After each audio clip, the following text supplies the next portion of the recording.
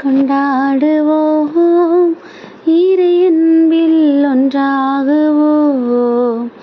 இந்த உலகில் மனித நலம் மலர்ந்து மாண்படை பண்போடு நாம் வாழுவோம்.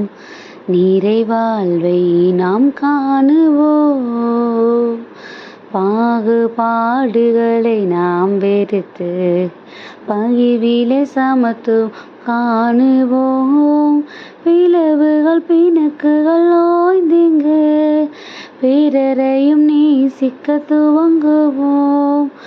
உள்ளங்கள் ஒன்றாக இணைந்திடவே உலகெல்லாம் நிறை என்பு துலங்கிடவே ஒன்று சேர்வோம், உறவில் இணைவோம்.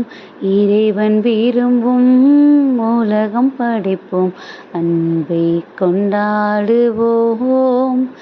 இறை அன்பில் ஒன்றாகுவோம்.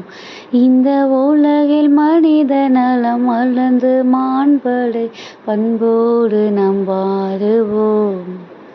நீரை வாழ்வை நாம் காணுவோம். நீரை வாழ்வை நாம் காணுவோம். ஹாய் குட்டீஸ், எல்லோரும் எப்படி இருக்கிறீங்க? நல்லா இருக்கீங்களா? ஹாப்பியாக இருக்கீங்களா? ரொம்ப அருமையாக இத்தனை நாட்களாக நம்மளை அரவணைப்போட அன்போட பாதுகாப்போடு வழிநடத்தி வந்த தேவன் இந்த நாள்லையும் கூட நமக்கு ஒரு புதியதொரு நாளை கொடுத்துருக்குறாங்க. இந்த நாள்லையும் கூட நிறைவான வாழ்வை நம்ம வாழணும், அந்த வாழ்வை நம்ம வாழ்ந்துட்டுருக்குறோமா அப்படிங்கிற நிறைய கொஷின் மார்க்கை நம்மளுக்குள்ளே கொண்டு வருகிற ஒரு அருமையான ஒரு பாடல் தான் குட்டீஸ் இந்த பாடலை கேட்கும்போது இன்னைக்கான வசனத்தை தியானிக்கிறதுக்கு நம்ம அழைக்கப்பட்டிருக்கிறோம். மத்தேயு 16:24 படியாம், இதற்கு பின்பு இயேசு தம்முடைய சீடர்களிடம், யாராவது என்னை பின்பற்றி வர விரும்பினால் அவர்கள் தம்மையே வெறுத்து தமது சிலுவையை எடுத்துக்கொண்டு என்னை பின்பற்ற வேண்டும் அப்படிங்கிற வசனம் கொடுக்கப்பட்டிருக்குது. இது ஏசப்பா தான் சொல்கிறாங்க. நம்மளோட லைஃபு நிறைவான வாழ்க்கையாக இருக்கும் அப்படின்னா கண்டிப்பாக அது ஏசப்பாவுடைய உடனிருப்பு இல்லாமல் அது நிறைவாக இருந்துட முடியாது.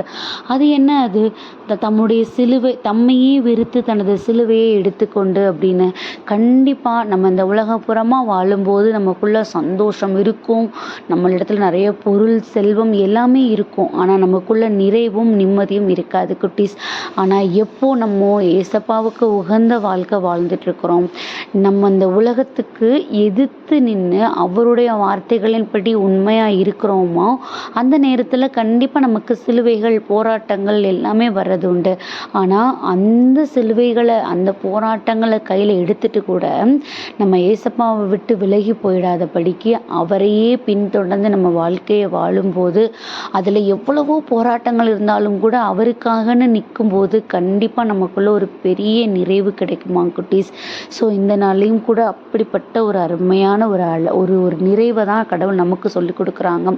கண்டிப்பாக நம்மளோட லைஃப்பில் நிறைவு வேணும், நம்ம ஃபுல்ஃபில்லாக தான் இருக்கிறோன்னு நம்மளோட இருதயத்துக்கு தெரியணும். அப்படின்னா அதுக்குள்ளே நம்மளை பக்குவப்படுத்துறதுக்கு, நம்மளை வழி நடத்துறதுக்கு, நமக்கு ஆறுதல் கொடுக்கறதுக்கு எல்லா சூழ்நிலைகளையும் அவர் நம்மளோட இருக்கும்போது கண்டிப்பாக நமக்குள்ளே எவ்வளவு பாகுபாடுகளும் பிளவுகளும் நம்ம உண்டாக்கி வச்சுருந்தா கூட ஏசப்பா என்ன பண்ணுவாங்க, நம்ம இருதயத்தை சரி பண்ணுவாங்க. அந்த பாகுபாடுகள்லேருந்து நம்மளை மீட்டெடுத்து நம்ம எல்லாரும் அவருடைய பார்வையில் ஒன்று தான், அவருடைய பிள்ளைகள் தான்.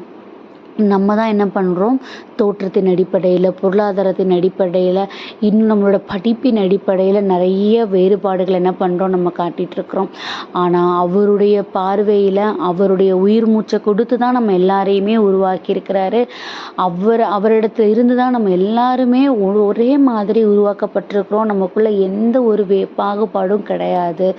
நம்ம அப்படி ஒற்றுமையாக இருந்து நிறைவாக இருக்கும்போது கண்டிப்பாக ஏற்படுகிற சிலுவைகள் அவருடைய பார்வையில் நிறைவை கொண்டு வந்து நமக்கு சேர்க்கும் அப்படின்னு நமக்கு கொடுக்கப்பட்டிருக்குது குட்டீஸ். ஸோ இந்த நாளில் நீங்கள்லாம் குட்டி பிள்ளைங்க, நீங்கள் வளரும் போதே அவருடைய வார்த்தையை நீங்கள் விதையாக வச்சு உங்கள் வாழ்க்கையை வாழணும். அப்படின்னா என்னன்னா, ஒரு சின்ன விஷயம் தான் நமக்கு பொய் சொல்ற சூழ்நிலை வந்தா கூட, "ஏசப்பா நீங்க என்ன பார்த்துட்டு இருக்கீங்க. என்னோட இருதயம் நிறைவா இருக்கணும்னா, உங்களோட வார்த்தைகளின்படி நான் பொய்யெல்லாம் சொல்லக்கூடாது. நான் உண்மைய சொல்லிட்டு அதுக்கு பின்னாடி வருகிற பிரச்சனைகள கூட உம்முடைய துணை கொண்டு நான் என்ன பண்ணிக்குவேன், நான் சமாளிச்சுக்குவேங்கிற அந்த ஒரு உறுதிப்பாடோட இந்த வாரத்த அருமையா நம்ம என்ன பண்ணுவோம், தொடங்குவோம். கண்டிப்பா அவருடைய வார்த்தைகள் மட்டும்தான் நம்மளோட லைஃப்க்கு மிகப்பெரிய ஒரு ஆதாரமா இருக்கும். அது வார்த்தையா இருக்கிற வரைக்கும் அதில் எந்த பலனும் இல்லை. அது எனக்கு நம்ம எப்போ உயிர் கொடுத்து நம்ம அதன்படி நடக்க ஆரம்பிக்கிறோமோ கண்டிப்பாக அதுக்கு நிறைவு கிடைக்கும். நம்ம லைஃப்லையும் நிறைவான ஒரு ஒரு முன்னேற்றத்தை நம்ம எதிர்பார்ப்பதற்கும் மேலான ஒரு ஆசீர்வாதத்தை நம்மளால் பார்க்க முடியும். ஸோ அதுக்காக ஏசப்பாட்ட ஒப்பு கொடுத்து ப்ரேயர் பண்ணுவோமா? அன்பான ஆண்டவர், இந்த நேரத்திற்காக நன்றியப்பா தகப்பனே. எங்கள் லைஃப்பில் நிறைவு வேணும் அப்படின்னா நீர் எங்களுக்கு கற்றுக் கொடுத்த அன்பு, எங்களோட பாகுபாடுகளை நாங்கள் ஒதுக்கி உம்முடைய பார்வையின்படியாக நாங்கள் எல்லோரையும் காண்பதற்கு எங்களுக்கு கிருபை செய்யுங்க. எங்களை உம்முடைய சித்தத்தின்படியாக வழிநடத்துங்க.